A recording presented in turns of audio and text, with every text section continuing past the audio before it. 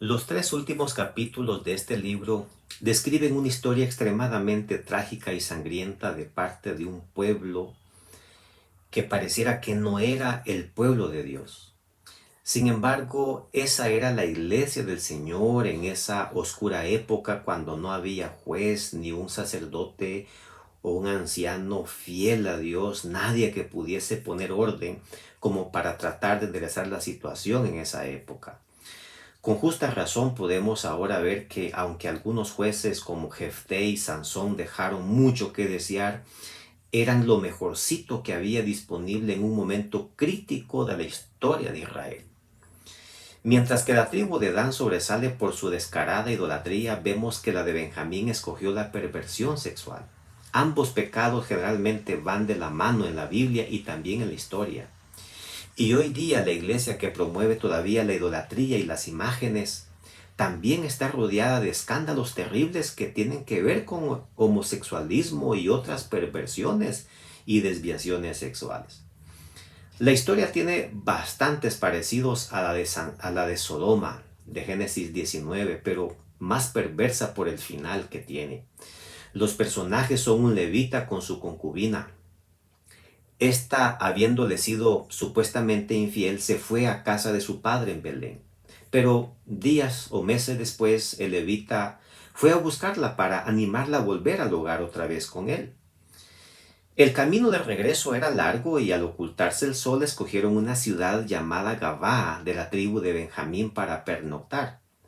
Su siervo le había sugerido quedarse en Jebús, una ciudad no israelita donde probablemente les habría ido mucho mejor. Pero el levita jamás imaginaba que los benjaminitas eran mucho peores que las personas de Jebús.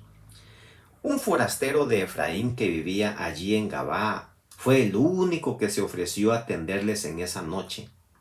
Pero mientras ellos cenaban y se preparaban para descansar, hombres perversos, dice el verso 22, rodearon la casa, golpearon la puerta y le dijeron al anciano y dueño de la casa: saca al hombre que ha entrado en tu casa para que lo conozcamos. Notemos que no iban ni por la concubina de Levita ni tampoco por la hija virgen que el anciano tenía en casa y que la ofreció. Ellos querían violar sexualmente a Levita. Algo similar a lo que los de Sodoma querían hacer con los ángeles que habían entrado a la casa de Lot. La concubina de Levita tristemente pagó los platos rotos, como vemos en este capítulo. Y eso pues duele mucho leerlo. Ahora es imposible entender el hecho de que este levita, como también el anfitrión, hayan dejado a la concubina indefensa en manos de esos depravados. No podemos entender la cultura de aquella época sobre la mínima valía de la mujer y que era propiedad del esposo. Además, en una situación tal, la cultura exigía que todo huésped debía ser defendido a toda costa por su anfitrión. Sea como sea, independientemente de la cultura, el pueblo de Dios no está obligado a adoptarla, sobre todo cuando se opone a los principios de Dios. Más bien, el pueblo de Dios tiene el sagrado deber de modelar la verdadera cultura cristiana, convenciendo a los demás a vivir de acuerdo a ella.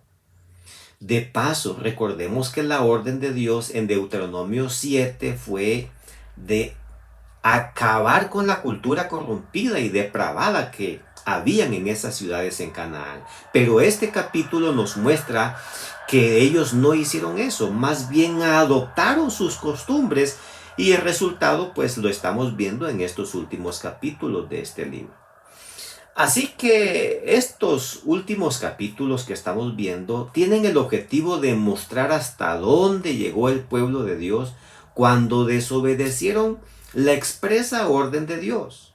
No hay límites a la degradación del hombre cuando imita las costumbres de la época, cuando hace exactamente lo que el mundo hace. En lugar de marcar la diferencia, cada vez nos parecemos más a los ciudadanos de este mundo que a los del reino de Dios. Jesús mismo dijo que estamos del mundo, pero no somos del mundo. El apóstol Pablo enseña que nuestra ciudadanía no está aquí, sino en el cielo. Por lo tanto, nosotros somos extraterrestres en el sentido de que aunque estamos en este mundo, no pertenecemos a esta tierra, sino a la futura Canaán celestial.